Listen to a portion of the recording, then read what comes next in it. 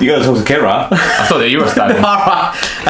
Hey guys, welcome to Spaghetti and Barbells episode 2, and it's on nutrition because that's what everyone asked for. So let's do this. So we're going to cover a couple of topics, 4 topics. So the first one we're going to cover is myths and fake promises of fad diets.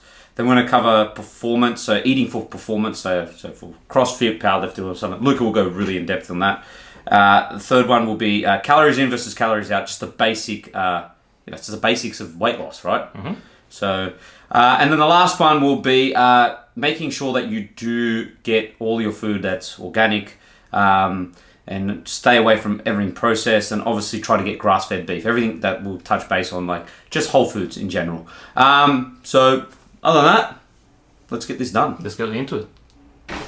All right, so topic 1, fad diets and fake promises. So there's a lot of diets out there that me and Luca both know of. You got the keto diet. What else do you got? You got the vegan diet. Yeah. You got the paleo diet, which is just practically you just eat whole foods, which is common sense. Mm-hmm. And then you've got intermittent fasting. Intermittent fasting, which you know that's a load of crap because you know the truth behind that. Kind of, yeah. Yeah. Look, it's not a load of crap. There's some truth towards it, that the reason why people lose weight, and we'll go into depth about that. Then you've got, what else you got? You've got the carnivore diet. Mm-hmm.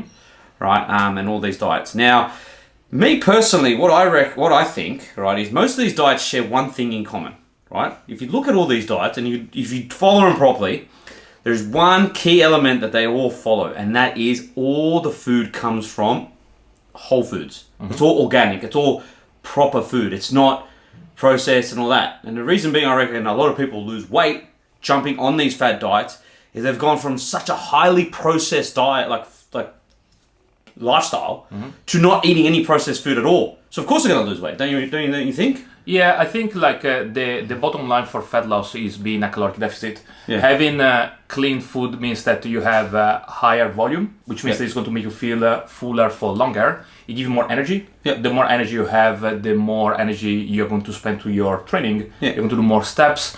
You are not going to reach out for candy bars and so on. So I think it's not like the clean diet make your life easier in terms of hunger management, in terms of energy levels, in terms of overall health and so on. So they do have like an impact in fat loss, of course. It's just easier to lose weight by eating clean food. Yeah. You could technically lose weight and fat with a bad diet, but it's going to make your life much harder. Of course, so, and it's just not good for you inside. It's not healthy, you're not getting any micronutrition and any of that. But the fasting diet, that's the most interesting one. A lot of people lose weight, and Luca, please expand on why that is the reason. Okay, so the technical name is intermittent fasting, and what it means that is we are going to have a window of 6 hours, 8 hours, or whatever it is, to have our food.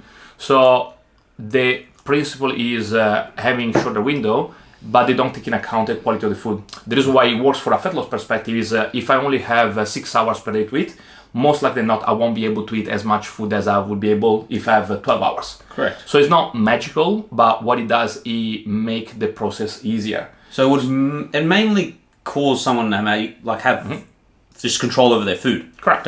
So instead of just blowing out their diet, they've now got a controlled window. Correct. So they have less time to eat. By having less time available, you are more likely going to eat less. It's still technically possible to eat more than what you're consuming, but it's much harder. Oh, 100% depends on the length of the window. If I have a window of 5 hours, it's very hard. If I have a window of 12 hours, it could be a little bit easier, but it's not a magical diet. What it does is calories control due to the fact that we have less time to actually eat. Yeah. So that would be the main principle behind it. But yeah, that's pretty much how it works from a fat loss perspective. And like a lot of these diets, look, it's for me, being a PT for almost 8 years or just over 8 years now, I've seen a lot of these things and I've tried a lot myself. Look, you remember when I went vegan? Mm-hmm. It was the worst decision I made in my life. I went vegan, and honestly, personally, I had low energy levels. I couldn't sleep properly. My sleep was all over the shop. Didn't want to train really, had brain fog, didn't feel good. And honestly, it really just did not work for me. For me right now, the best thing that's working for me personally is a whole food diet based on just everything that comes from the planet. Nothing that's processed. I just try to steer away from everything processed. I stay away from seed oils, right? Everything's cooked in butter or ghee. I use olive oil on some of my foods. Being Italian, just heritage, we use a lot of that, so we know that. And I eat a lot of red meat, and everything is, all my meat is, so my meat's grass-fed, and I just steer away from anything that's bad. And that's worked. And I feel like my performance in the gym is really good, and I feel better, and I feel stronger. And it's not a diet. It's just common sense. It's a lifestyle, I would say. You would just say it's common sense, right? It's like you eat what is good for you. It's just whole foods. Don't eat bad food. Don't eat processed foods. The biggest thing that hit me was when I went to Italy, actually. Is that, funny enough, in Australia, with our wheat, it's not as pure as the Italian wheat. And a lot of people here in Australia suffer, they get bloated when they eat pizzas or bread or anything like that. But in Italy, completely different story. And it's just amazing, the quality of wheat. It's actually, you don't feel the same.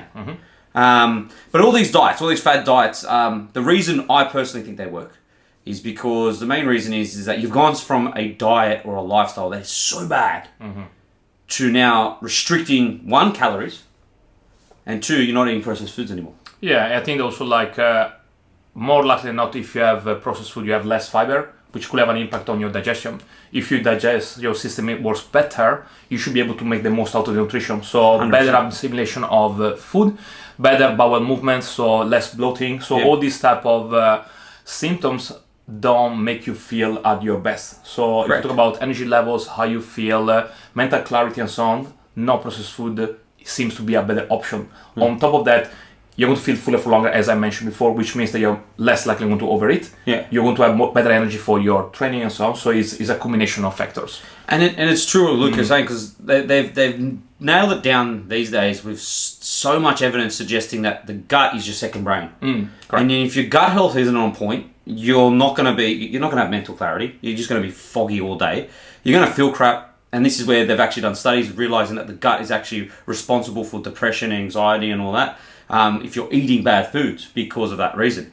So your gut health is number 1. So why not feed it with very, very good whole foods instead of giving it processed crap? With guts, like 90% of your serotonin production comes from the gut. Serotonin is a hormone that makes you feel good, is the feeling good hormone. Yeah, serotonin. So having high level, like healthy gut seems to have an impact on your mental health. And 70% of your immune system are actually in your gut as well. So there is a very strong correlation between mental health and the immune system and gut health.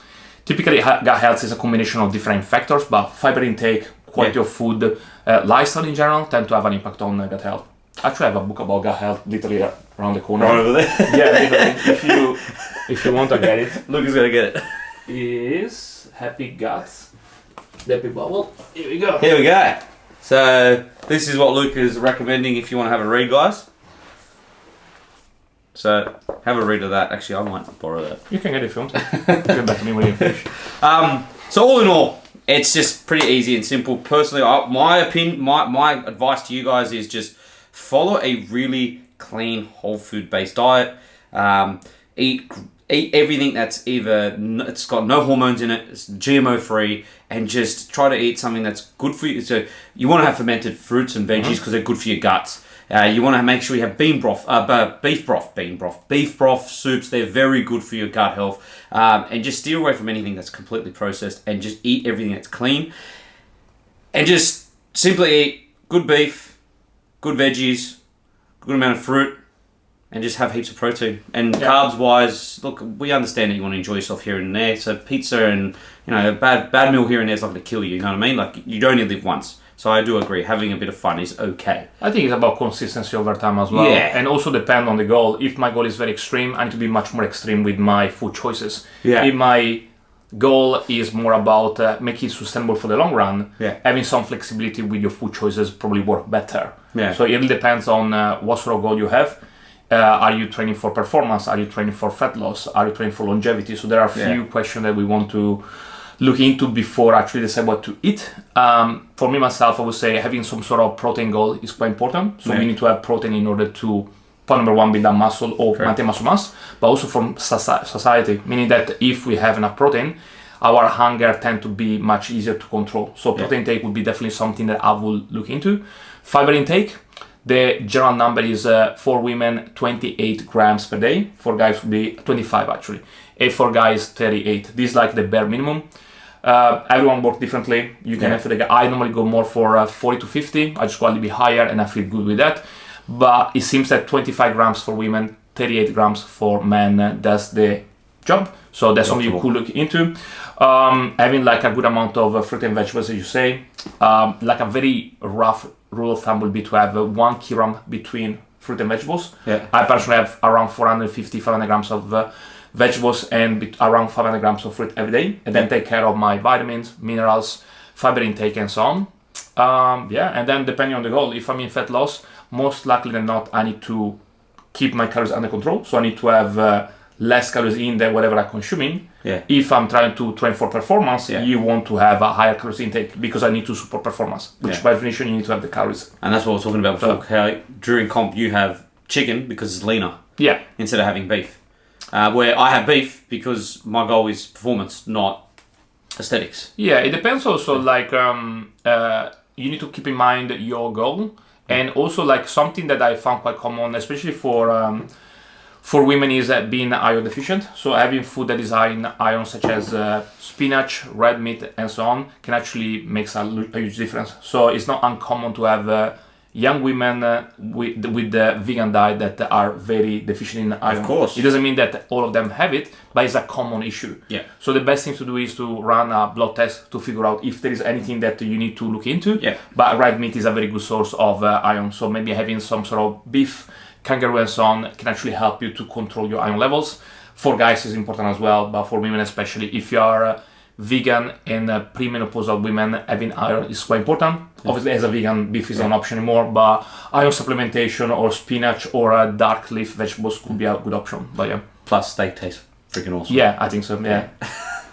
All right, so topic number 2, guys, is fueling yourself for performance. So what do you eat to obviously help you perform better in the gym? Now, Luca's going to expand on this because this is his expertise. Yeah, so obviously there are a lot of things that we want to look into, but if I want to keep it simple, I would say having a protein goal is quite important. We know that we need protein to build up muscles or to maintain muscle mass, on top of other functions such as satiety and mental health as well, and so on. So in terms of protein intake, the bare minimum for people that do sport would be 1.6 to 1.8 grams of protein per kilo body weight. However, I tend to be a little bit higher because I rather prefer to be safer than I prefer to have a little bit more than a bit too little. Yeah. So I would say 2 to 3 grams is personally what I would aim for. Yeah. Grams of protein per kilo body weight. So if you are, I'm around 90 kilograms. So for me, it would be anything between 180 to 270 grams, personal preference.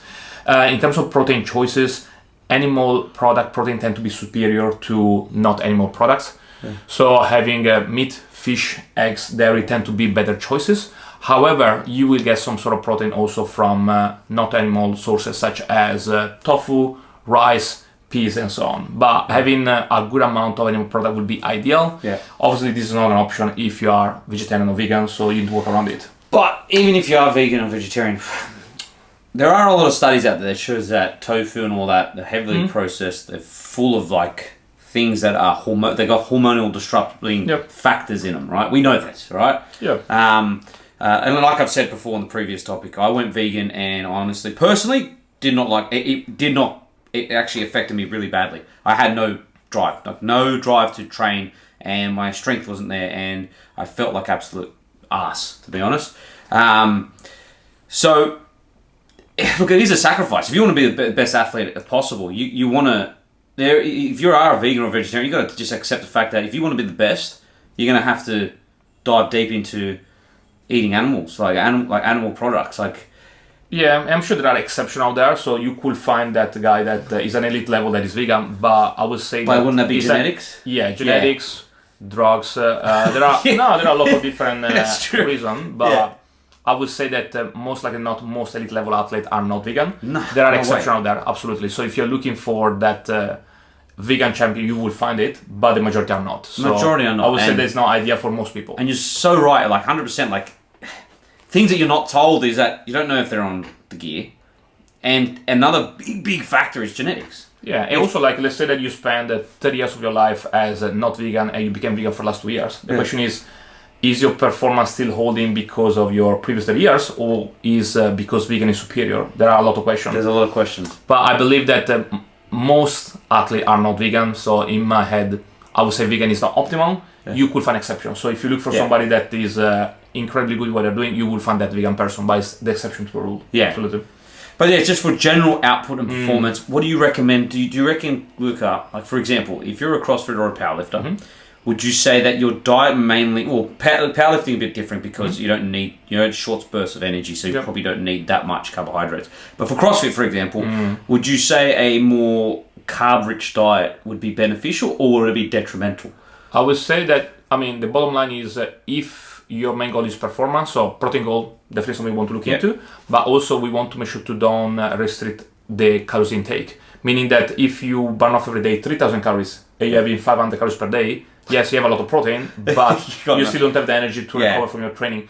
So you want to have a decent amount of calories. So for me personally, I would go in a baseline or potentially in a surplus if it's necessary.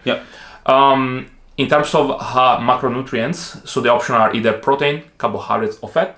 There is definitely some personal preference. I tend to be more toward high carbs. So for me, I will have a protein goal to maintain or build up muscles. I will have a goal in terms of how much fat to have. The general rule of thumb, it will be anything between body weight times 0.5 and 1.5. So if you're an 80 kilograms person, anything between 40 grams to 120 grams of fat per day will do the job.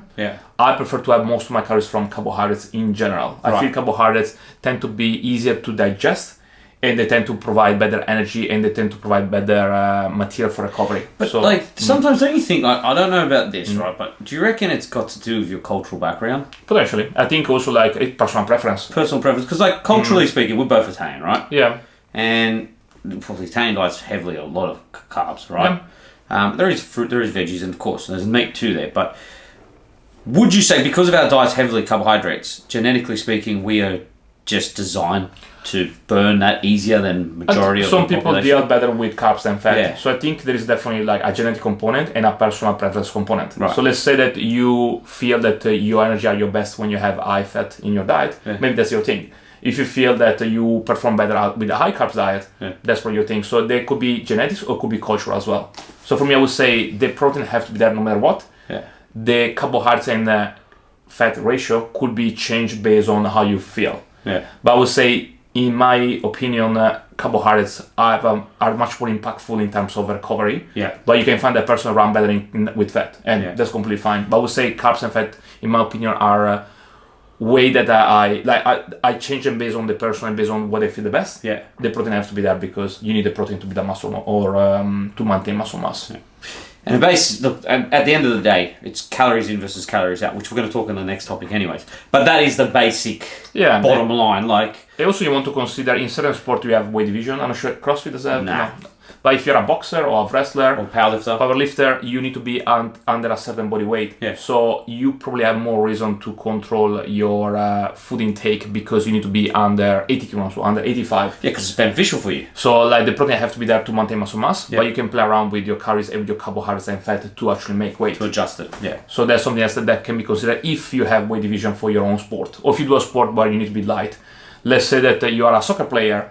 Having a lot of muscle mass is not necessarily the best thing. It could be really good, fast, but at the same time, you need to be able to drag your own body weight around the field. Well, it depends on what position you play, also. So there are a few considerations. There's a lot of considerations. But, which pretty much baseline of this is, which we're going to move into the next topic, which is calories in versus calories out. Quality of food, calories in, calories out, protein goal, fiber intake just for general health. So, that's probably would be the basic that I would look into. All right, so topic 3, calories in versus calories out. It's just the basic science behind weight loss. And a lot of people they misunderstand. They do all these fad diets like we spoke about in topic 1. Everyone does all these fad diets and they believe these fad diets work. But at the end of the day, it's not really the fad diet that's working. It's just the basic fact that they're eating less calories. Like Luca said, you can have the worst diet and still actually lose weight. We don't recommend that. No. It's not necessarily, it's very bad for you. But you can still lose weight. You could eat McDonald's every single day and still lose weight, but I do not recommend that, and it's very bad for you. But you can, because at the end of the day, it is literally just calories in versus calories out. So you really don't have to, and a lot of things that people do wrong, which I do see this a lot, is they go down the health foods aisle of the supermarket, and they'll grab the low sugar drinks, or they'll grab like a chip packet that's like a healthy chip alternative. Guys, you don't have to eat that crap. You can actually eat normal chips. It's just called portion control. So eating a whole bloody bag of chips, just eat a little bit of the bag of chips. You don't have to eat the crappy healthy alternative that tastes like absolute crap. You can actually, if you want to spoil yourself and have a little bit of bad chips, grab the bad packet and just have a portion control your bad, like your little cravings, and then you won't go over your calories and you won't gain weight. Now, Luca's going to dive really deep into this, because this is pretty much what you have to do in bodybuilding. You have to control your calories. Yeah. You got no choice. I think like one of the most important factor is adherence and sustainability, meaning that if you have a diet that is amazing but you can't stick to it, it's going to be useless anyway. So the idea is to find something that you can do day in, day out, and that most likely not is going to give you great results, assuming that there is some strategy around it. Yeah. Now, in terms of food choices, I personally like to track, and I feel that tracking gives me flexibility. So a lot of people believe that tracking is a very strict way to see their diet, but in my opinion, if I track, it means that I can actually have food that is not necessarily the cleanest. I can get away with that. Yeah. You know what I mean? So let's say that I really love my, my dessert after dinner. Assuming that I'm still in a caloric deficit, I can still lose weight. Correct. The problem is if the dessert give me so many calories that I'm out of my deficit, that's not going to work anymore. Nah. So you could get away with dessert, alcohol, and so on. However, the more processed food and the more calorie-rich food you have, the more likely you are to be out of this deficit. Yeah. It's always going to be a combination of calories in, calories out. So let's say that I personally have a very high caloric output, meaning that I burn off a lot of calories. I can get away with more crap than other people, which I don't, by the way. Yeah. But I can probably eat the cake and still lose weight, assuming that the amount of cake that I have is less than the amount of energy that I burn off. Correct. Calories output is not necessarily just exercise, is based on your genetics. Some people just have a faster metabolism than the other, and that's something you can't change. But what you can change is something along the line of your step count. My normal step count is around 15 to 18,000 steps per day, meaning that I spend more energy than somebody spends most of the time on doing office work, for example, and maybe they do 6,000 steps per day or whatever it is. So step count, physical activity in terms of your cardio activity or in terms of your resistance training, if you do so. Muscle mass, the more muscle mass you have, the more energy you burn off without doing anything. Correct. And that's why typically men tend to have a higher baseline than women, because most men tend to have more muscle mass than women, 100%. As a rule of thumb. Even training wise, if I have more muscle mass, most likely not I lift more weight than somebody else. So if I do 1 hour of training and my girlfriend does 1 hour of training, even if we do exactly the same thing, I'm most likely not lifting more than her. So by doing the same exercise, certain reps, I still burn off more because I lift heavy weights. Yeah. If my squat is 100 and her squat is 50, my energy expenditure is going to be higher because I have more muscle mass, which allow me to work with heavier weights. Body weight as well. I'm normally traveling around between 80 to 90 kilograms, depending on the time of the year. If I do 10,000 steps at 90 kilograms, I'm most likely not to burn off more energy than if I do 10,000 steps at 60 kilograms. Yeah. So the heavier individual tend to spend more energy due to more muscle mass, more weight to carry with them, better performance, and so on. So these are all factors that are going to have an impact on how much energy you can get in and don't be affected by them, assuming that you're in fat loss. Yeah. In terms of calories in, having a lot of calories dense food like McDonald's, whatever it is, make your life harder because you're going to have less volume and more energy. Yeah. Plus, if I don't feel at my best by having a lot of sugary food, I'm probably not going to move as much as I could if I feel more energetic. Correct. So even if I don't take in account training itself, if I do more steps, or if I spend less time sitting down because I feel that I'm more vital than normal, I burn off more energy. So it's all a combination of things. However, let's say that, and that's a stupid example clearly, but let's say that you have your diet is 1 donut per day.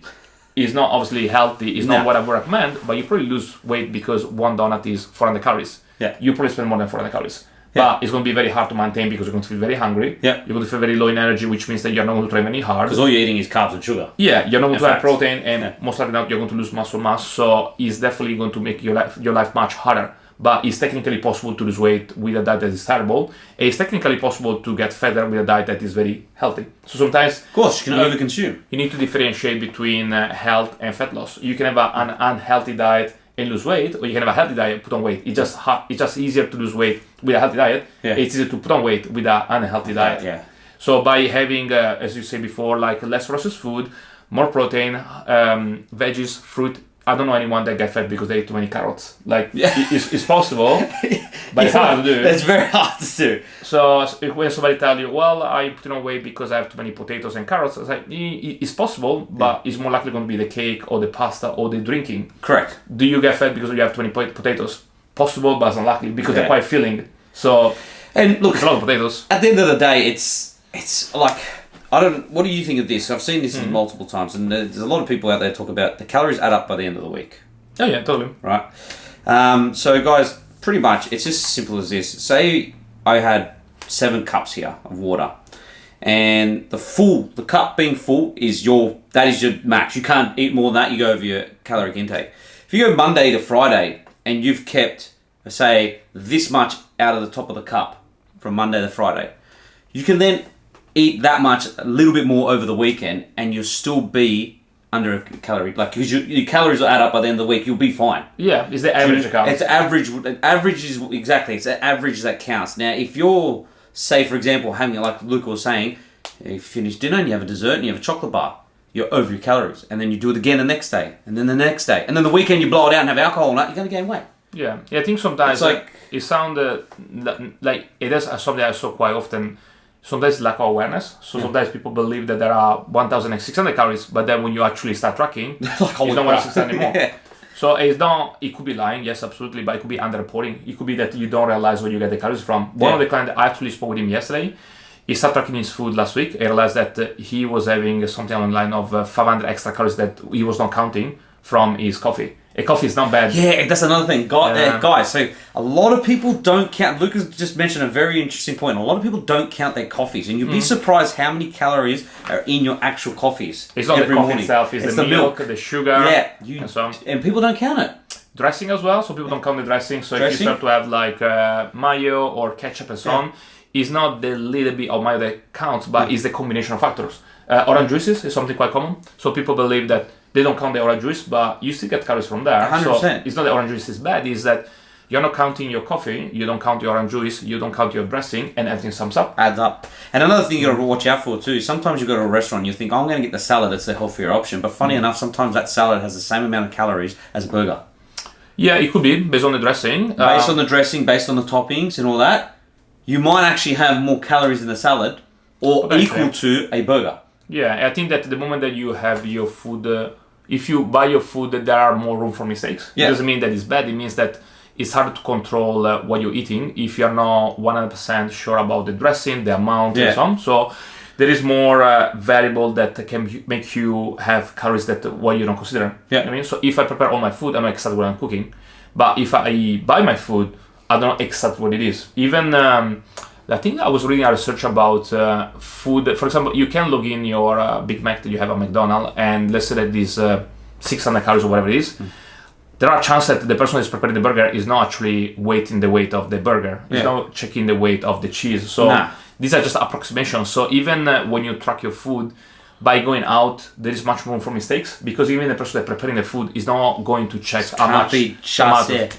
So it doesn't mean that it's necessarily bad. It just means that the room for mistake are much higher. Yeah. So it also, as I said in the beginning, sustainability is what it counts. So I'm not saying that you need to prepare every single thing that you eat, but the more you prepare your food, the more precise you're going to be. The more you rely on food that you buy outside, the more room for mistake you have. So it's still doable, and it's still something that I would say that is healthy to do, to catch up with your friends and be social and have food out and so on.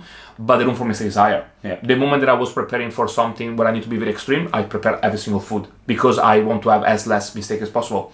The moment right now I'm in off season, so I don't have to be as precise. So I'm more likely going to go out and eat food that I don't prepare.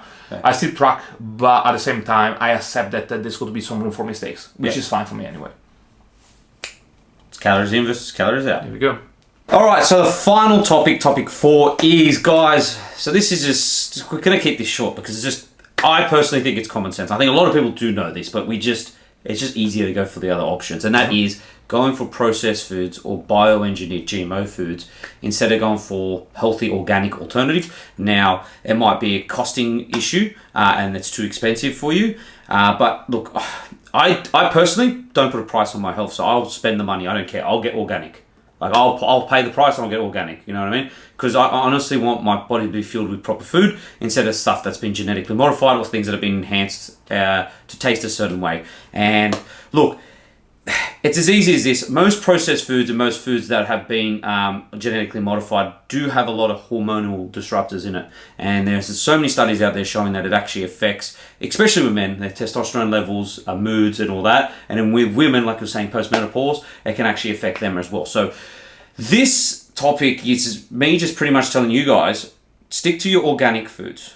Eat your grass-fed beef, okay? I understand Wagyu, like, is bloody nice, right? But at the end of the day, it's grain-fed, and the cows are fattened up to taste that way. So on and off occasion, it's good to enjoy that. And get your fruits organic, you know what I mean? And carbohydrates-wise, look, like we were saying before, enjoy life, have a pizza here and there and all that, but try to get clean carbs. You don't want carbs that are, you know, that are starchy, you know what I mean? You want really good, proper carbs, do you know what I mean? So that's where my opinion on carbohydrates comes from. You want to keep your carbs, my opinion on organic foods and staying away from processed foods. But on the carb subject again, breads, again, a lot of breads are heavily processed. And we know this, right? Especially white bread. Steer away whatever you can do from white bread. My carbohydrates, I like to get it from pumpkin, sweet potato. I do eat rice, and you probably eat a crap ton of rice because you're a bodybuilder. I think it's very goal dependent as well. Meaning that if I have a client that is trying to lose weight, they need to control the calories. So having pasta, bread, rice is probably not the best option. No. It doesn't mean they're evil. It just means that they are calories rich. Right. So if I have somebody that is trying to control calories intake, focusing more on vegetables, fruit, protein source on, make their life easier because they can have a good amount of food without increase the calories too much. Yeah. However, and that's something that I have to go through, my calories intake is quite high in order to maintain that weight. So having rice is actually a good thing because having rice means that I get less volume but high calories. Yeah. Also, like for example, I found that rice is quite easy to digest, so I can have a good amount of calories without feeling too much bloated. Yeah. And funny enough, like I personally go for white rice. The only reason why is having brown rice tend to give me like it's higher in fiber. Yeah. It keeps me fuller for longer. So I'm a little bit an oddity, meaning that I'm looking for food that doesn't stay in the system for too long in order to get the calories. But if I was in fat loss, I would do the opposite. I want to have food that is takes longer to digest in order to feel fuller for longer and don't struggle with hunger. I would say most people tend to be in fat loss, so focusing more on no starch make more sense because it's easy to create a deficit. Yeah. But if you have one guy or one girl training for muscle gain or for performance, having high calories food is good. You still want to have good quality to avoid bloating, to make sure you have high energy levels, to make sure that you're healthy and so on. But you could lean more toward high calories food when you are training for performance or for muscle gain. Yeah. You can more lean toward food that give you volume but not much calories if I'm in fat loss. It depends on the phase that you're at. Yeah. And another thing I want to mention too, guys, is that try to stay away, whatever you can do, try to stay away from seed oils. So this is like canola oils and all that. Do not cook with this stuff. It is very detrimental to health. Proven that it affects your hormones. It also affects males' testosterone. So please, guys, don't do this to yourselves. And it's just that they've actually been linked to some like causing cancer, right? So it's bad. Canola oil is bad in general. Do completely the opposite of what society's told you in the past, which is actually cooking butter, cooking grass-fed butter, cooking ghee, and cooking olive oil, right? So look, the wogs know what they're doing, right? I think the main issue is like the high temperature, meaning that like oil in general tend to change the chemical structure when you cook with a very high temperature. So butter is very high temperature resistant, meaning that it doesn't change its chemical structure. Cooking with this type of vegetable oil, they are not necessarily bad in their raw form, but they become bad when you use them for cooking or when you fry food and so on. So it's the cooking system. Yeah, and then another thing you guys got to realize is that all these processed foods, right? They're done for a purpose, and that is mass production, right? So they're not really focused on trying to give you the best produce possible. It's just pretty much just giving you calories. That's the whole idea. It's just giving you energy, right? And so there's no focus on the nutritional value or the actual micronutritional value, the most important part of it. So yeah, and like when it comes to cooking, like I said, just cooking those things because they're better for your health, right?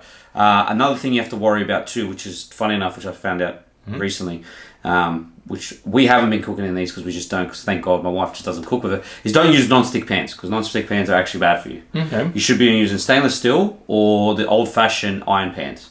Okay. So these pans, they don't let off chemicals, and they're better for you. And stay away from chopping on plastic too. If you can, chop on wood or granite, because plastic, when you chop it, goes into your food.